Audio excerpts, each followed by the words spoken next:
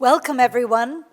I'm Jennifer Mnookin, and I have the great fortune of being dean here at UCLA School of Law. It's my honor to welcome you to this celebration, marking the graduation of the UCLA Law Class of 2020. And I'm bringing this to you live from the UCLA Law School Library. Thank you so much for joining us today. These are unprecedented times, and this virtual ceremony is certainly unprecedented for us here at UCLA Law School. It's my 5th commencement as dean here, but certainly my first virtual one. And I want to start off by saying that I hope that wherever you're watching this ceremony from, whether it's just down the street here in Los Angeles or halfway across the globe, that you and your loved ones are staying healthy, safe, and keeping your spirits up in this challenging moment. This is not precisely the commencement ceremony that any of us expected or, frankly, wanted. In any other year, we'd be outside in the sunshine together on UCLA's beautiful campus. We do plan to have such a gathering for the class of 2020, though it's too early to say precisely when. I'm thrilled to mark today an important milestone and to celebrate the incredible accomplishments of our graduates. But I also very much look forward to the day when we can do that and so much more together and in person once again.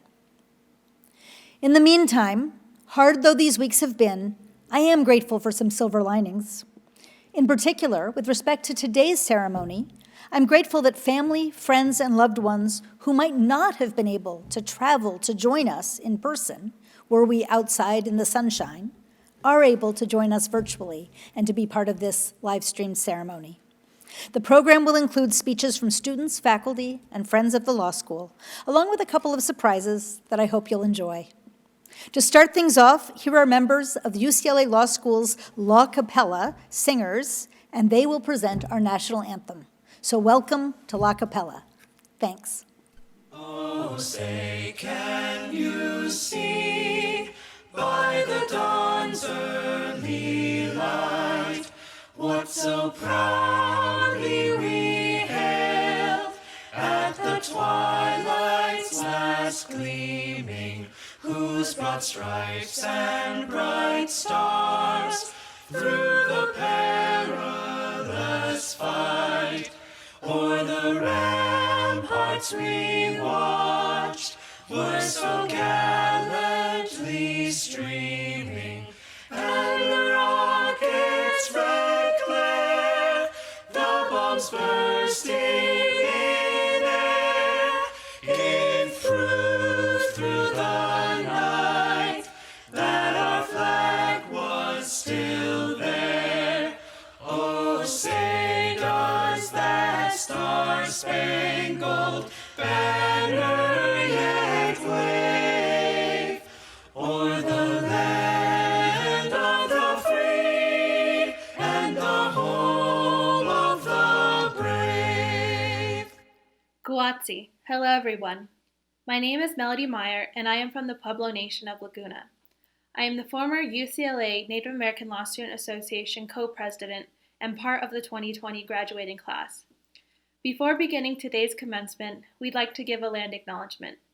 Although we are all tuning in from around the globe, UCLA Law's campus is situated on the traditional, ancestral, and unceded territory of the Gabrielino Tongva peoples. In gathering virtually to celebrate our graduation from UCLA Law, we recognize the Tongva peoples as the traditional land caretakers of Tovangar, the Los Angeles Basin and Southern Channel Islands, and pay our respects to our ancestors, our elders, our relatives and relations, past, present, and emerging. As we each move forward in our own journeys, may we continue to recognize the ways that UCLA and we as UCLA law graduates can serve the indigenous peoples of Tovangar. Dua. Thank you. Hi, this is Patrick Goodman and Sandy, and we're wishing all the JDs and LL.Ms of the class of 2020 congratulations and best wishes and good luck. Right? Hi, everybody. This is Jay Leno. Congratulations on the law class of 2020. I'm here, and I own this building, and I live in Beverly Hills because of Ken Ziffrin. If it wasn't for lawyers like you guys, I would be getting screwed left and right. So thank you very much. I'm Alicia Miñana, a member of the great class of 1987 and the board chair of the UCLA Law Board of Advisors. I'm here to congratulate you, to say a great big muchas felicidades to all of you in this culmination of 3 years of hard work and sacrifice, especially in this unprecedented spring of 2020. You have shown us that yes, you can, sí se puede. And now I'm going to introduce the speaker you've all been waiting for, the Dean of the Law School, the Ralph and Shirley Shapiro Professor of Law, my very good friend, Jennifer Mnookin. Thanks, Alicia, for that very nice welcome and your warm congratulations to the fantastic class of 2020. And thank you to all of our speakers and guests throughout today's celebration. Now, to the members of the UCLA Law Class of 2020, you made it. Congratulations. I'm just thrilled and proud of you, and all of us in the law school community feel enormous pride in seeing you get to this moment today. You have truly been exceptional students in an exceptional time. I hope you feel as proud of yourselves as I and all of us here at UCLA who have worked with you, learned from you, taught you, and had the pleasure of getting to know you. We all feel so much pride about this day arriving. This is truly a moment to celebrate, and I hope you feel a deep sense of satisfaction and accomplishment. You deserve that. At the same time, none of you did this alone. Your achievements are your own, but they are also shared. Each of you has been supported, inspired, mentored, and lifted up by others. And so I would like to take a minute to acknowledge that. And I hope you'll join me in thanking all of those who helped you along the way. I'm referring, of course, to your friends, your parents, your spouses, your children, your siblings, other family members, many of whom are watching right now and cheering for you. They've been there for you throughout law school and during the trying times of the last few weeks and months. And so to your families and friends, I want to say, I recognize the collective sacrifices and the deep care and support that have helped your graduate get to this day. Thank you. And to our graduates, I know that some of you are together with close family right now, and others are physically far away from those about whom you care. Either way, please reach out and take a minute to thank them for their role in getting you here. I also want to thank the faculty and staff of UCLA Law School for their roles in getting you here.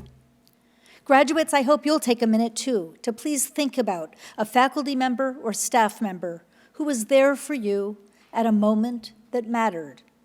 Perhaps it was a class that grabbed your attention and inspired you and shaped your legal interests. Maybe it was a conversation that lifted your spirits on a challenging day. Maybe it was someone who helped you navigate the labyrinth that the UCLA bureaucracy can sometimes be. Or perhaps it was someone who connected you to an alum for mentorship or an opportunity. We at UCLA Law School have a faculty and staff who care deeply and who are enormously invested in your growth and your success. And so to them too, I say thank you, all the more so for all they've been doing over these past weeks in this pandemic, often in challenging circumstances of their own. Unfortunately, because of the impact of the pandemic, I am well aware that some of you and your family members are dealing with alarming health challenges and devastating financial hardships. All of us have had sands shift under our feet in this unsettling time. Moving to remote learning in March was sudden and disorienting, and you, our graduates, had to give up on planned speakers and events, gatherings, and a host of end-of-the-year traditions, and that's painful. Of course, law school is hardly a picnic, even in the more standard times, but you, the class of 2020, completed law school in the midst of a global crisis, and you persisted, and you've done us proud. You've been there for each other, you've stayed involved, and you've stayed committed to your academics. Many of you have been volunteering in your community. You've worked to maintain our community, even within the mandates of social distancing. You're not the only group of UCLA law students to go for a stretch without a law building that you could inhabit, or to rise above challenging circumstances. Today's the last day of UCLA School of Law's 70th academic year, and the echoes of our history reverberate. Students in our first two classes also learned and studied in a somewhat makeshift environment, albeit one befitting the analog age. When the law school opened in the post-war years, we had no building. Classes were held in dim, prefabricated structures, and among our first students were a number who had personally experienced a global trauma while serving in World War II. Others included a small but mighty group of pioneering women who in law school faced long odds and enormous professional uncertainty simply because of their gender. And this group of our first sets of graduates not only made it through, they shined. They set the standards of service and achievement that have guided our school since. They're not all still with us, but I've had the chance to get to know a few of these graduates from our very first classes, now in their late 80s and 90s.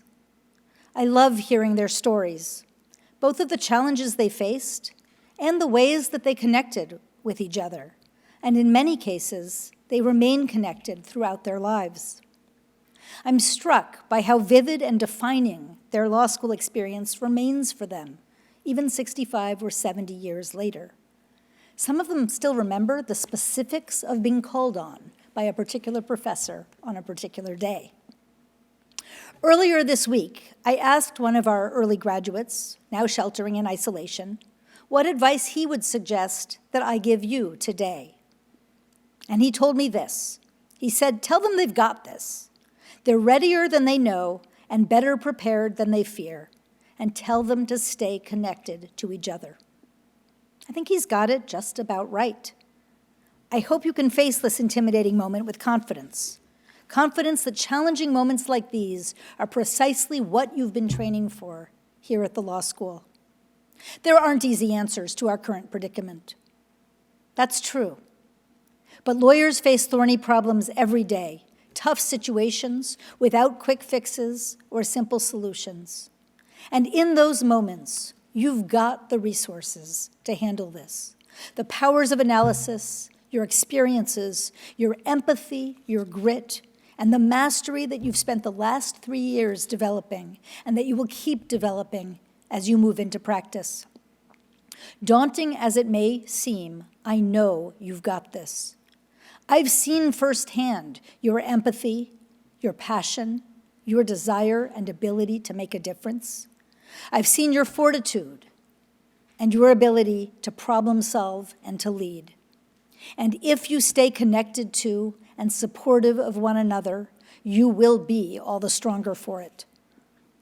I've watched you shine here at UCLA Law School, and you've accomplished a great deal in your time with us, whether that's 1 year as an LL.M. student, 3 years as a JD student, or the time it took to complete an SJD degree. That includes the moot courts, the mock trials, and the transactional law competitions you've participated in and often won. It includes the amazing events you've organized, the extraordinary pro bono work that you've accomplished, the journals and articles you've published, the courtyard ping pong records you've smashed, and the thoughtful, often dazzling legal analysis you've provided both in class and outside of it. Some of that inevitably had to stop when we went remote in March. Other parts did not. And so many of you, even while studying remotely, and sometimes at a great distance from Los Angeles, have jumped in to serve your fellow students and your fellow human beings. You've contributed to our student-run mutual aid network, offering essential items and services to your classmates, as well as to others in need. You volunteered to assist people thrown out of work by the crisis and help them to secure millions of dollars in unemployment benefits. You played key roles in the launch of new companies based on your legal skills and innovative uses of technology. You've worked to bring accountability to prisons and detention facilities that are doing too little to protect the safety of those people in their charge. Those are a few examples, and there are so many more.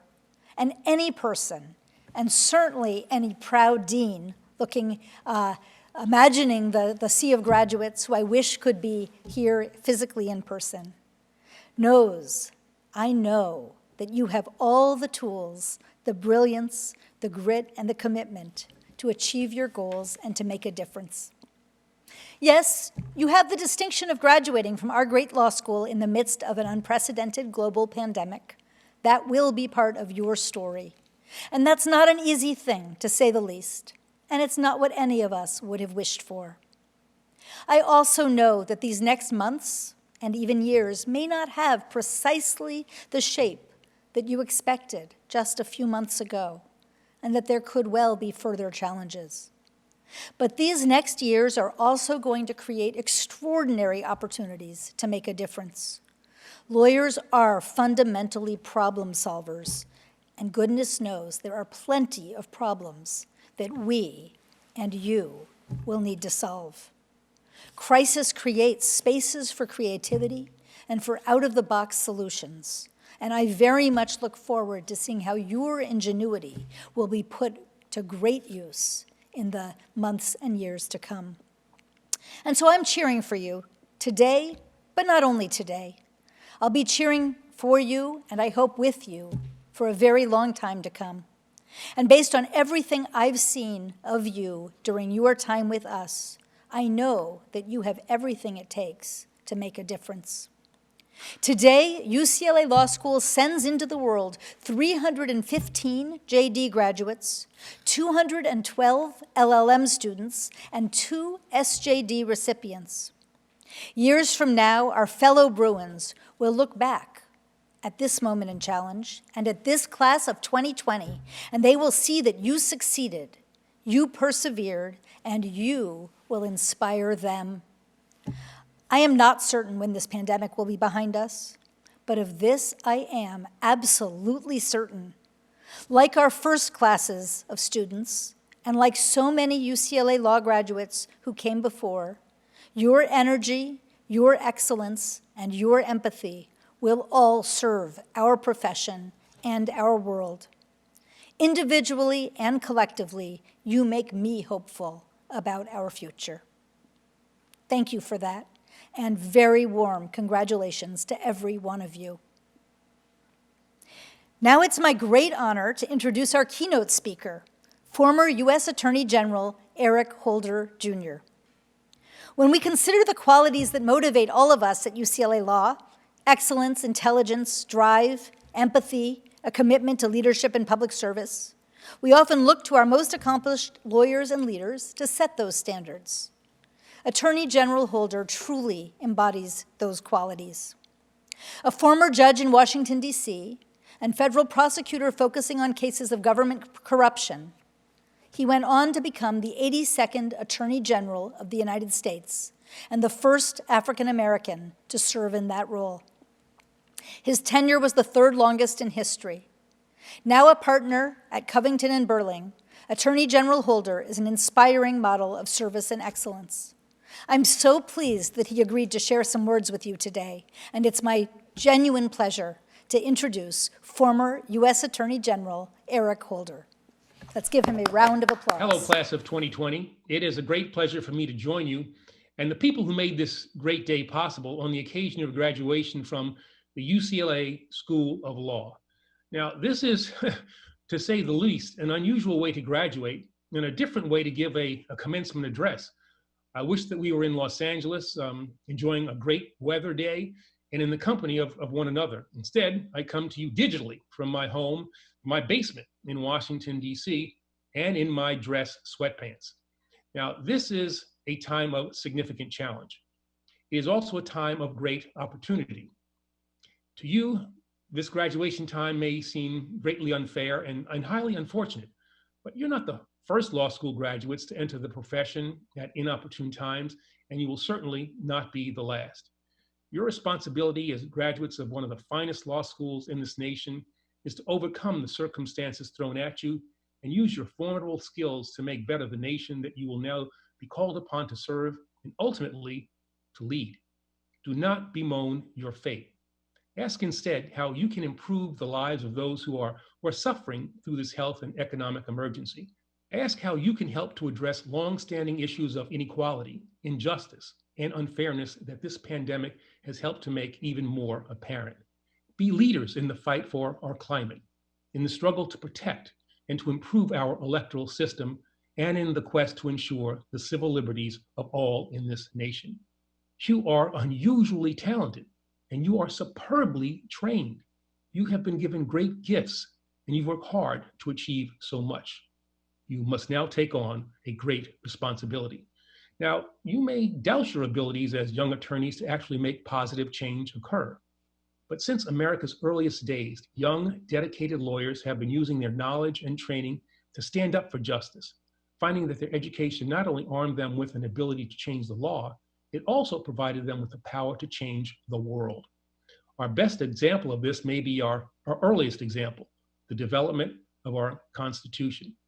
233 years ago, May 14th, 1787, a call was made in Annapolis, Maryland, to every state delegate to come to Philadelphia for the Constitutional Convention. That summer, as the story goes, the wise old men of the Republic gathered to draft what would be, despite its imperfections, the greatest legal document in the history of mankind. Now, these framers rightly believed that the Constitution would provide a framework to extend their commitment to justice and opportunity for all. And we have been taught it was these elder statesmen who hoped it would serve as a shining example for all the world. Well, the only trouble with this story is that it's not entirely accurate. Our Constitution was actually established at the insistence of and through the advocacy of young people, and specifically young lawyers.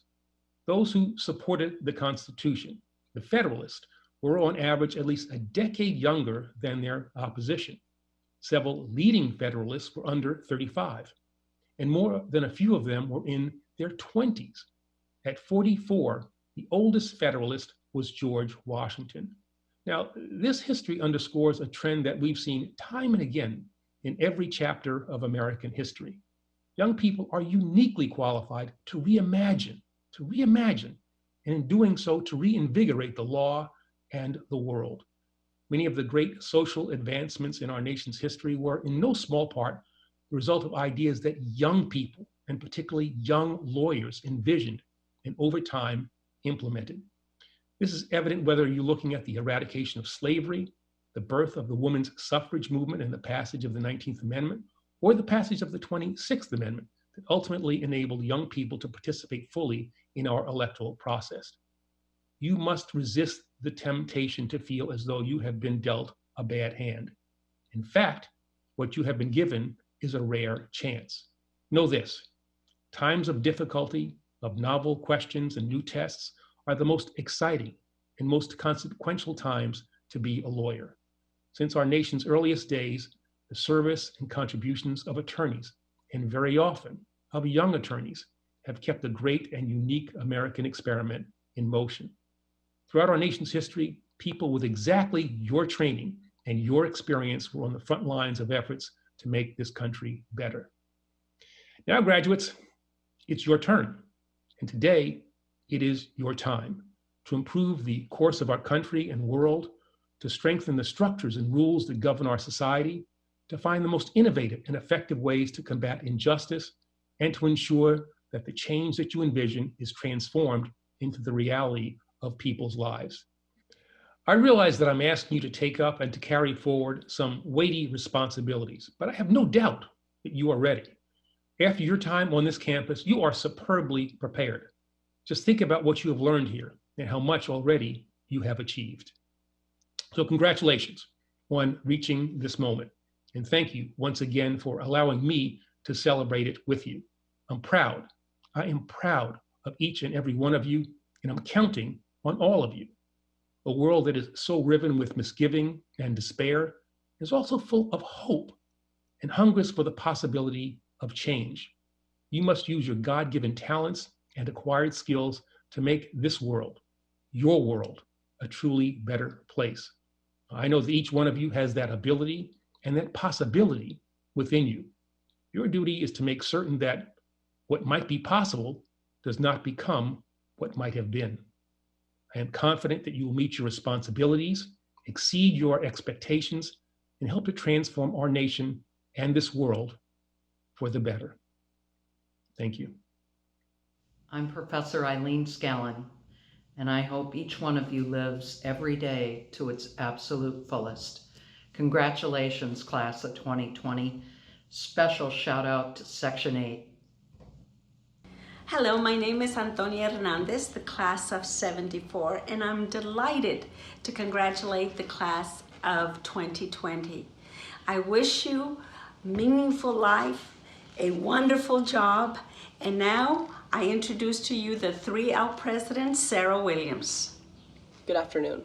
On behalf of the UCLA Law Class of 2020, I'd like to welcome all of you who are watching us today.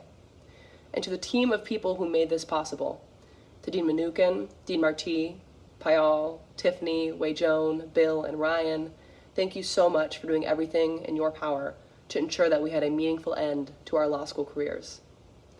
To my classmates, I have to take a moment to state the obvious.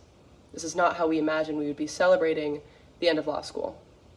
But I hope at the very least, this event will still provide moments for reflection and moments to celebrate all that you've done and how you've grown over the last 3 years.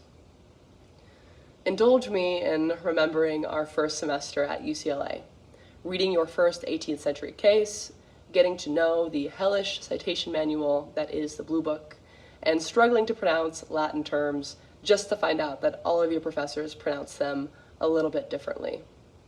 We soon realized that law school is about legal reasoning, thinking like a lawyer, and not necessarily about learning specific areas of law.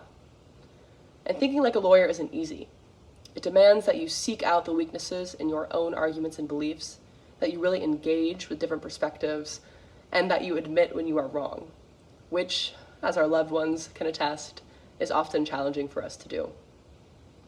Law school changes the way you look at the world.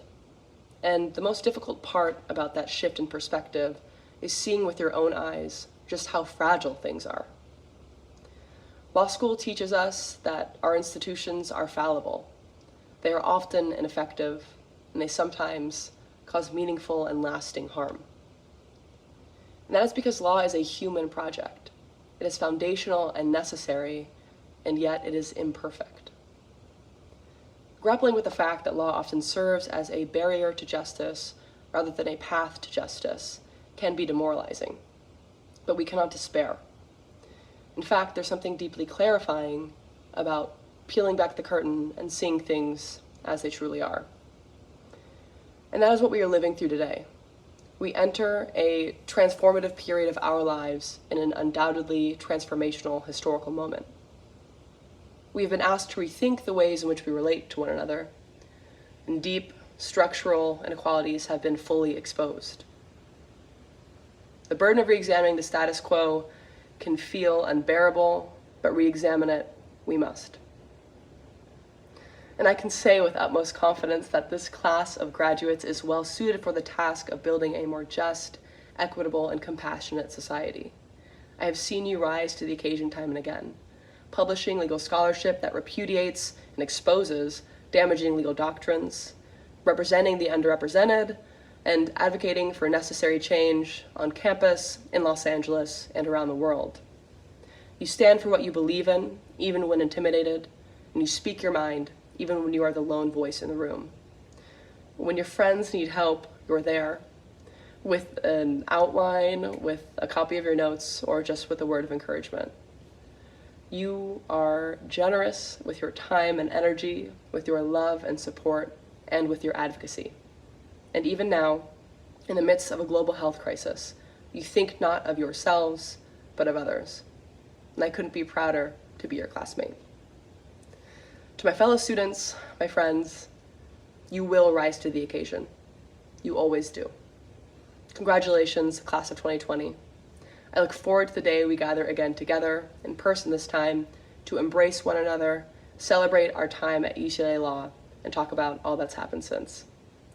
Just know that I cannot wait to see the amazing things you'll do. It is also my sincere honor to introduce the Class of 2020's Professor of the Year, Professor LaToya Baldwin Clark. Professor Baldwin Clark teaches sociology of the law, property, and family law here at UCLA. And to put it simply, she is beloved by her students. I asked a few of her students to provide me with some anecdotes and comments about what they loved about Professor Baldwin Clark. One student highlighted how well Professor Baldwin Clark transitioned to online teaching a semester. And she said, "We soldiered along together." She was so wonderful and real, acknowledging that it was a strange and stressful time for all of us, herself included. Yet she led by example and maintained a great attitude that made me feel like it was all going to be just fine. Another student told me that the way Professor Baldwin Clark teaches sociology of the law reminded her that the law and legal profession is what we, humans, make it. And while the power we assign the law can undermine justice, we can also choose to understand the law with the explicit goal of questioning it, shaping it, and wielding it for good. The Class of 2020 thanks you, Professor Baldwin Clark, for your honesty, your insight, and your grace. Congratulations. I'm honored that you've chosen me as the faculty member that will leave you with some words today. Whether they'll be words of wisdom or words of a different sort, I will leave that up to you to decide. So today I'm wearing my graduation robes that I wore when I graduated from law school 6 years ago. For a while, you are likely not wearing your robes given the circumstances. I did not want the occasion to go by without honoring the specialness and importance of the day. So, many of you know that I have 3 children who often appear when I'm teaching, whether physically, virtually, or in a story. So my remarks today, my teachable moment, will be no different. So let me tell you about my littlest one. He's a bit of a ham. He's vivacious. He likes to Zoom bomb my classes and faculty meetings. He likes to dance around with his shirt off and do TikToks with his sister. He's a good rip sticker, good at soccer and basketball, and he is so kind. One of the kindest people I know, kind beyond his years. But 3 years ago, he was having trouble reading. His struggles took me by surprise. He has a great vocabulary, and my older 2 have always been such good readers. Learning to read around 5 years old. His struggle concerned me. Why is this so hard for him? He's so good at so many things. Why not this? Why can he not understand that C-A-T spells cat? Why can he not understand how to sound it out? He just saw this previous word. He just saw it on a previous page. Why can't he remember how to do this here? When you arrived as 1Ls, you were a lot like my little one. On the eve of your arrival on campus, the Office of Admissions sent the faculty an email telling us how accomplished you are, how many countries you represented, what advanced degrees you held, the careers you had before law school in both the public and private sectors, and your talents in arts, entertainment, and sports, and your commitment to social justice. So you did not know how to do this law thing, though. And maybe you felt like my little one felt. Why can't I get this? As you're reading your casebook, what does this word mean? How do you pronounce it? Yeah, I understand IRAC. You told me how to find the rule in the previous case, but now I need to know how to do it here, and I can't. And you being so very accomplished in these other areas with your talents and skills and jobs and families, you felt frustrated at the process. And maybe you also felt like he did, completely discouraged. He wanted to learn how to read so bad, to use his reading to access other good stuff, and to not get it right away was too much for him. Many times he just pushed the book away, threw up his little hands, and stomped off. I'm positive that you can relate to me having felt this way at least once in the last 3 years, where you pushed the book aside after you had stared at a word and couldn't decode it, where you felt discouraged from even going on, and when you even felt like you might quit. But in the past 3 years, he's reading better now, and so are you. He persevered, and so have you. He can not only read, but he can make linguistic jumps from cat to bat. He can add a CH to form catch and batch. From law to lawyer, from pool to school. And he's remained good at soccer and basketball. And he even wants to be a feature in this video. He's learned this new skill, created this new identity as reader, but he is still the same kid. And so it is with you. You're now a better reader of the law. You can even write the law, analyze the law, and create the law. But you're still all the things that the admissions office noted when you entered as 1Ls. You remain talented in arts and entertainment. You will use your past careers to inform your law careers, and you remain deeply committed to social justice, racial, class, religion, sexual orientation, gender, and environmental justice, just to name a few. Talking to you, I know that the commitments you've had, your commitments to social justice, have only strengthened over the last years as you learn the ways in which the law can be both a tool and an obstacle. So today marks the occasion where you add lawyer to your identities. But lawyer is not the sum total of who you are. You've learned the law and the tools it offers you to chase the dreams you had when you walked on campus 3 years ago, or new dreams that you've developed over the last 3 years. So walk into every room with all of your identities, lawyer, artist, organizer, parent, and use the tools you've learned over these past 3 years to strengthen those identities, create new ones, and chase the dreams you have for yourself, your families, your communities, and the things and people you care about. So Langston Hughes, the great Black Harlem Renaissance poet, wrote a poem entitled Dreams that I'd like to share with you as I wrap up here. Hold fast to dreams, for if dreams die, life is a broken-winged bird that cannot fly. Hold fast to dreams, for when dreams go, life is a barren field, frozen with snow. UCLA School of Law Class of 2020, walk into every room, embracing all that you are, and chase your dreams.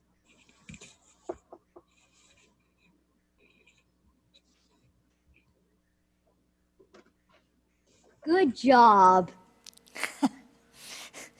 Congratulations, Professor Baldwin Clark, on being selected as Professor of the Year, and thank you for that beautiful message, and thank you to your beautiful son as well for helping to send our class of 2020 off in style. As I mentioned earlier, this has certainly been a challenging year. There's just no way around that for all of us at the law school, for many of our students, and for their families. And perhaps that's even especially true for the students in our LL.M program, who came to us from 30 countries all around the globe to join us here at the law school and here in Los Angeles, and who found themselves quite far from home and from their loved ones when everything changed quickly. And so on this day of celebration, the shadow of this pandemic is inevitably with us. It has affected your experiences of law school and your experiences of life. It's caused disruption and tragic loss of life, and it's tested all of us, certainly here at UCLA Law School, but all across our state, our nation, and our globe. Our next speaker is graduating LL.M student Shuping, and she is from Wuhan, China. She'll be sharing with us some of her remarks about her experience and her family's during this pandemic. Welcome, Shuping Dong. Thank you. Hi, my name is Shuping Dong, an LL.M student from China, more specifically, Wuhan. On April 8th, after being closed for more than 2 months, Wuhan is now open, and the city can finally function. During those 2 months, my parents stayed at home, not going anywhere. The only fun they had was to play table tennis. Not much space was needed, and they could ease the boredom of staying at home. I was heartbroken to see them live like that. I wanted to buy some masks for them, but was only told sold out.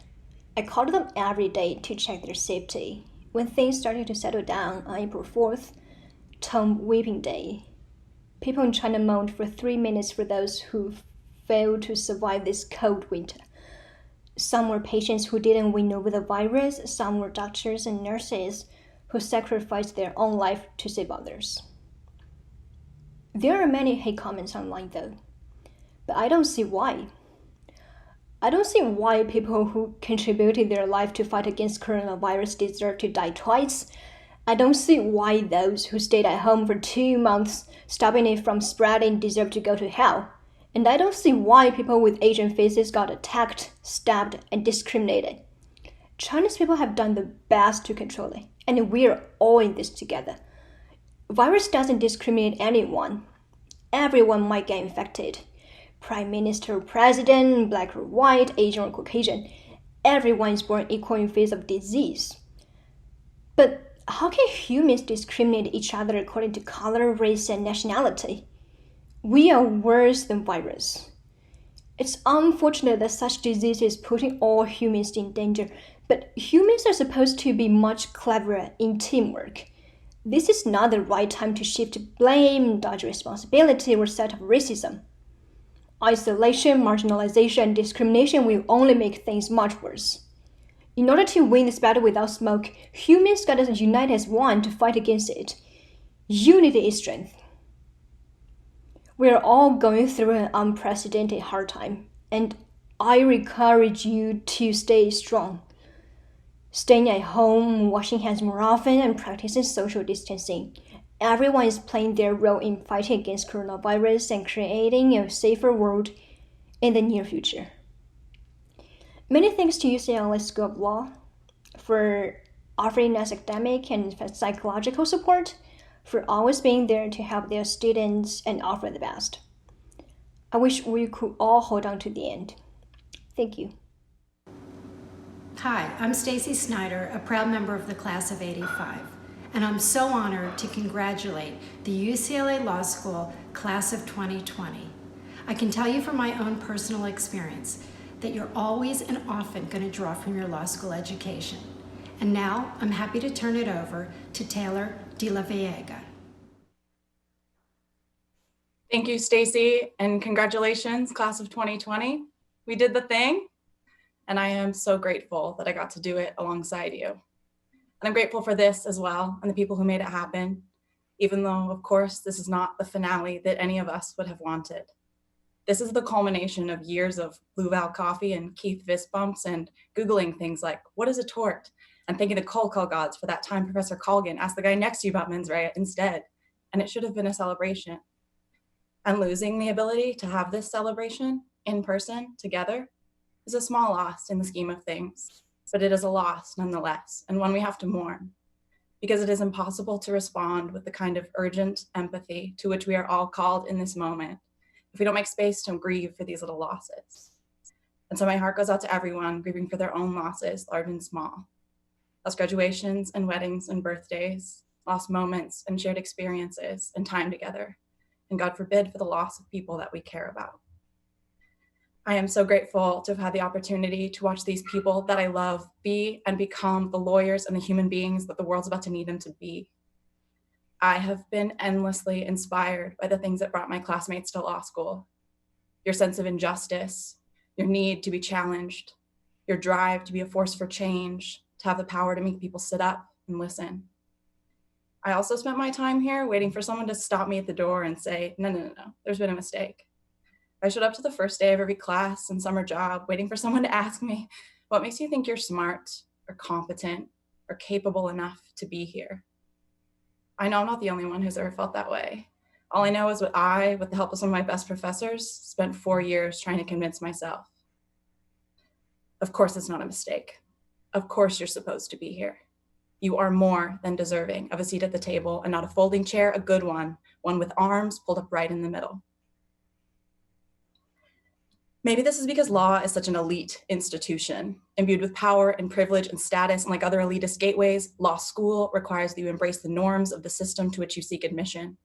It teaches you to think in terms of instrumentalism, to emphasize authority but not question it, to reject risk and frame big, important questions in dry, obtuse, and distant legal language.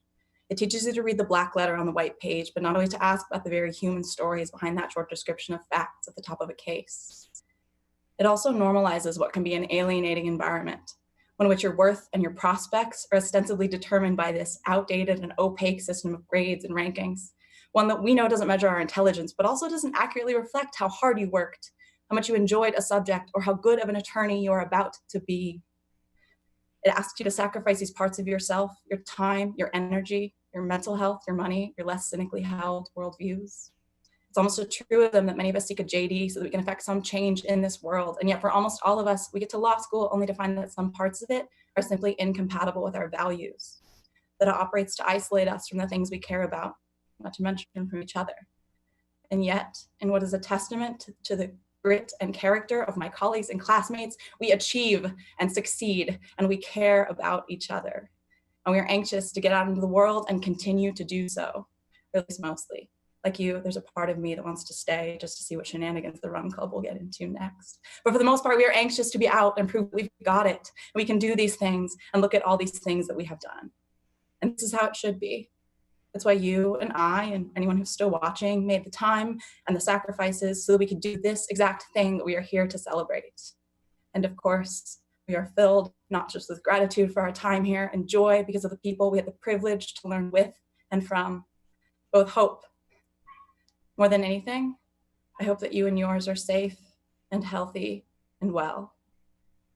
I hope you don't have any regrets, and that the things you do regret are not the times you try and fail, but the times that you fail to take risks, fail to be brave, fail to be kind. I hope you can remember that despite the narrative we embrace while we are here, success is not some zero-sum game. Success is like kindness or happiness or compassion. It is not a finite resource or a winner-take-all competition. I hope for all of us, transcripts full of S's or P's or whatever success means these days, and that we remember that success is a function of luck. And of course, it's not random. You did the work and you're here, but you're here and therefore lucky. I hope you choose to do things that serve people who have nothing in common with you but your humanity.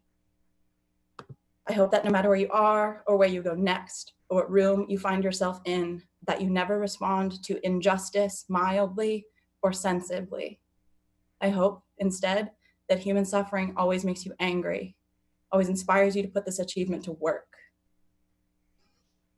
We lost Toni Morrison at the beginning of this academic year, and so in her honor, I will end and tell you that I hope you remember that when you get these jobs you have been so brilliantly trained for, your real job is that if you are free, you need to free somebody else. If you have some power, then your job is to empower somebody else. Congratulations, class of 2020. Let's go do the next thing. Hey, this is William Boyd. I'm up here on the top of St. Vrain Mountain in the southern end of Rocky Mountain National Park. You can see Long Speak, one of our 14ers back behind me. I just wanted to congratulate the UCLA Law class of 2020 and wish you all the very best. Get out there, do good in the world, kick some ass, find some joy even in this broken world, and please stay in touch. Congratulations. Love you guys. Hello, I'm Huang, the first LL.M graduate ever to attend the UCLA Law from China in mid-80s. I'm so delighted to offer this toast to the UCLA Law class of 2020, especially the LL.M graduates. I know this has been a very challenging year for everyone, and I know that you will persevere. Congratulations. My name is Daniel Zimmermann, and I'm a member of the great UCLA Law LL.M class of 1996. I want to offer my congratulations to the UCLA Law class of 2020, but especially to the LL.M graduates. I hope you had a wonderful experience at the law school, notwithstanding the terrible disruptions of the spring. And now I would like to introduce the class of 2020 LL.M speaker, Adwoa Ankoma. A perspective shifting year. My UCLA year has been a perspective shifting year. I do not think the same as I did when I arrived here. I do not see the world the same as I did when I arrived here. I am seeing the world through new lenses, and I am also so grateful. We live in a new world. Many say nothing will be the same again. So, what kind of year prepares you for a world you could never have imagined? A perspective shifting year. When you are an LL.M student, every single subject has a silent comparative in front of it. Comparative entertainment law, comparative music law, comparative television law. You come here with your own set of experiences. You've already spent time consuming doctrine that you thought was infallible. You understand legal principles based on the values of a different country. And then you come here, and everything you know is tested. You are taught to understand what really informs legal principles, how much a law reflects a society's values. One of my favorite sayings is, if you want to see what a society values, follow the sacrifice. We have had a crash course in American law and the values of American society and what is worth the sacrifice here. I have learned to understand and interpret different legal systems, understand how laws articulate a society's values. We walk away from this perspective shifting year, empowered with knowledge many will never have the opportunity to acquire. A deeper understanding of why the law operates the way it does, an ability to answer questions on what the best way forward is. I encourage my fellow LL.M students to reflect on that as you push on with the rest of your lives. I look to my classmates with absolute admiration for what they have been able to achieve in this short space of time. What makes someone leave their home, their country, their loved ones for a year in a foreign environment, believing that there is more to learn? For a year of intense learning and adapting at a careening pace. For some, it has even meant learning a new language. We have all taken this challenge in our stride. We have leaned on each other and we have helped each other translate America. In fact, we have enjoyed it, as we have used every opportunity to see as much of the city and multicultural country as we can in this short space of time. We have demystified America and understood the magnetic quality that brings people from all over the world, the good and the bad. We have attended college American football games and NBA games and celebrated Halloween and found joy at the bottom of a red Solo cup. We have learned what moves the heart of the entertainment capital of the world. We have explored neighborhoods we have heard so much about, and now, when I watch American movies and television shows, I have personal memories attached to the places I see on TV.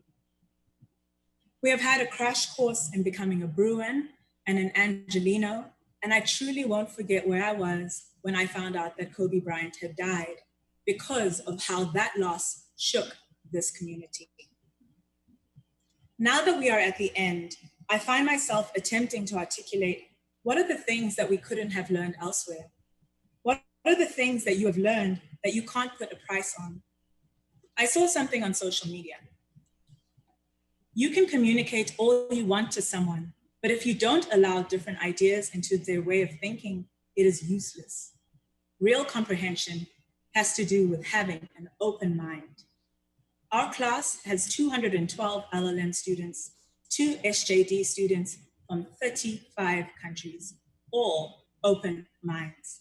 We come from different class backgrounds, races, cultures, influences. Every time you talk to a new member of your LL.M class, your perspective shifts. Every time an LL.M student raises their hand to offer a perspective, you gain something new. You see them differently. You see the world differently. I feel more equipped than most to engage lawyers in Europe because of what my European classmates have shared with me about how their work culture goes. I feel more equipped to understand the intricacies of Asian legal systems because of the perspectives my Asian classmates have shared with me, both in and outside the classroom. Through my South American classmates, I've learned to understand the heart of law in a way I never would have had the privilege to do so without the necessary language.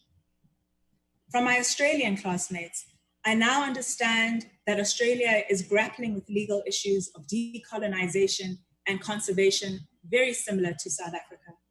And those of us from Africa have had the space to bring to light legal jurisprudence coming from our own continent on an equal footing.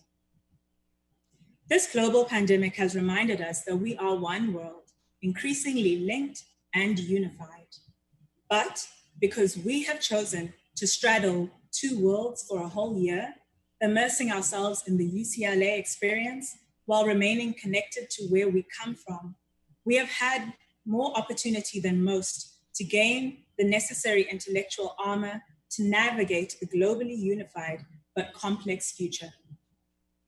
How do you thank an institution for teaching you to think differently?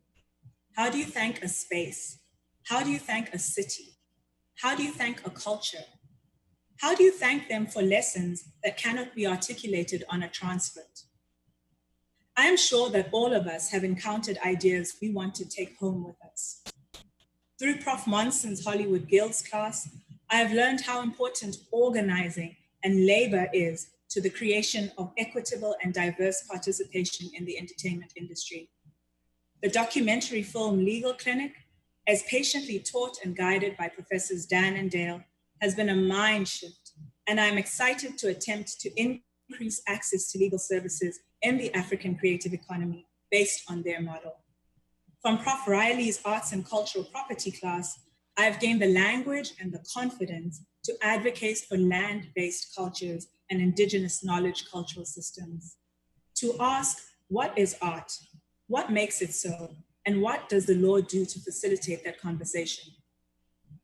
From the entertainment specialization courses, I understand the legal framework that underpins the success of America's great entertainment and sports industries, and insights I have gained in the design of global IP systems and how America has uniquely crafted its own intellectual property architecture to enable growth, gives me the tools to advocate for better serving intellectual property systems in emerging economies. I appreciate the law school's authentic approach to wellness and research. It has been a perspective shift to have teachers who are able to be leaders in their respective fields beyond academia. I appreciate the student orgs, with special mention to SBA, BALSA, and the Entertainment Law Journal, for pushing me to question my own stance on many issues and giving me insight on opposing viewpoints of Americans. I learned how important it is to have a Tony Talbot in the halls to provide a flash of kindness when it is least expected but needed most. Thank you to the grad office for helping us navigate adapting to this new world. Thank you for translating it for us. I feel like a vessel. I feel useful to the world. And I hope that the rest of my LL.M students recognize what we now bring to the table. If you don't see the world differently, you cannot impact it. And just because things are the same or the way they've always been does not mean it has to be that way. And if you cannot imagine it, then you just can't be a leader. What will be our legacy as this United Nations of LL.M students? How do we honor everything it has taken to get us successfully through this year? How do we honor our family, our friends, our loved ones? We are no longer the people we were when we started this program, and the world is not the same, but hopefully we are better. So go out there and do the most. Thank you. Hi, I'm Cara Horowitz. I co-direct our Environmental Law Center, the Emmett Institute on Climate Change and the Environment. I'm here with Cutie and Molly, Jonah, and we're here to say congratulations to the class of 2020. Congratulations! Yay! Especially the environmental law graduates among you. You guys are resilient, and I can't wait to see what you go off into the world and do. Congratulations! Bye-bye! Bye. Thank you, Professor Horowitz, and Molly, and Jonah, and Cutie for those wonderful congratulations. And a huge thanks to all of our student speakers and for your incredibly moving and inspiring words. I'm really touched and affected by everything I've heard, and thank you. Thank you for offering these remarks. It means a lot to make this virtual commencement as meaningful as it can be, and you are all absolutely inspirational. I also want to thank the families who are here listening, friends, faculty, staff, alums, and students who've joined from near and far to listen on YouTube and Facebook and Vimeo. And it's really, it means a lot to me that we've been able to try to put this together even in these circumstances. And that took a lot of creativity from a number of staff members as well. And I really want to give them a thank you and a shout out too. But most important, to the class of 2020, congratulations. This is an ending. It is also a beginning. You are going to go and do fabulous things, and we are going to be cheering and watching. Don't be strangers. Please stay involved. We are so proud of you. I am so proud of you. And my hat's off to you. I guess I should say my tam off to you. Congratulations to the class of 2020. You guys rock. We're now going to see the listing of everybody who's graduating today, and that's going to scroll across the screen. And then after that, we're going to have a few more special remarks for all of you. But congratulations, you deserve this. Please do something to celebrate, and big, big, big congratulations.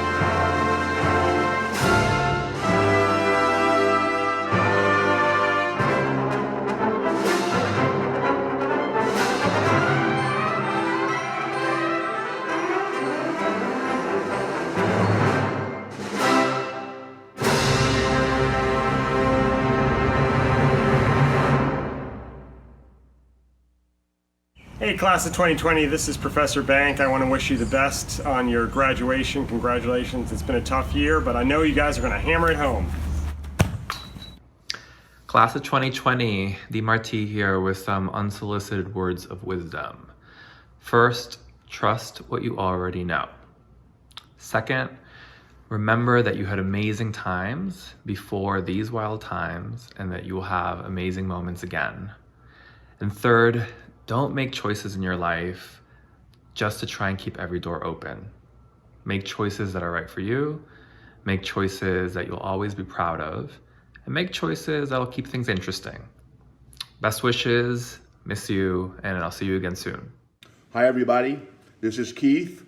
To the class of 2020, let me just say I miss you guys, and your future is so bright, every single one of you, that you're all gonna have to wear shades.